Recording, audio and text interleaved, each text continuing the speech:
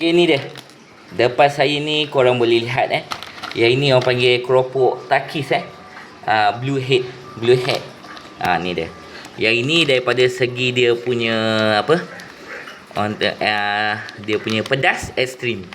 Tapi saya tak rasa lagi sebab orang kata yang ini viral dan susah nak dapat setakat ni saya cek semuanya halal, tak ada masalah sebab dia punya kandungan pun korang boleh lihat sendiri.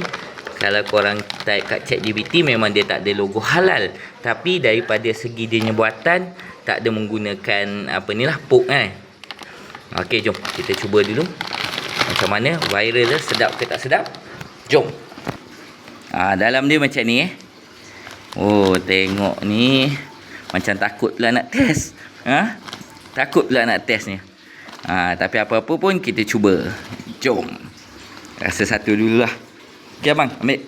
Kakak pedas ni kot. Ekstrim ni. Cuba rasa dulu. Sikit je.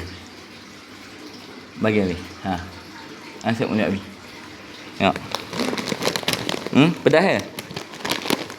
Bismillah. Cuba Ada apa? Dia masam. Dia rasa masam-masam Yang biru-biru ni masam. Nak kata pedas tak adalah pedas. Apa yang ekstrimnya? Tak apalah. Kalau korang berminat, masamnya. Kalau korang berminat nak test, bolehlah cuba. Tekan dalam beg kuning. Okey, ciao. Tapi apa-apa bagi saya tak kena tekak. Tak best. Pedas. Pedas tu tak pedas sangat, masam je. Boleh kena darah tinggi ni.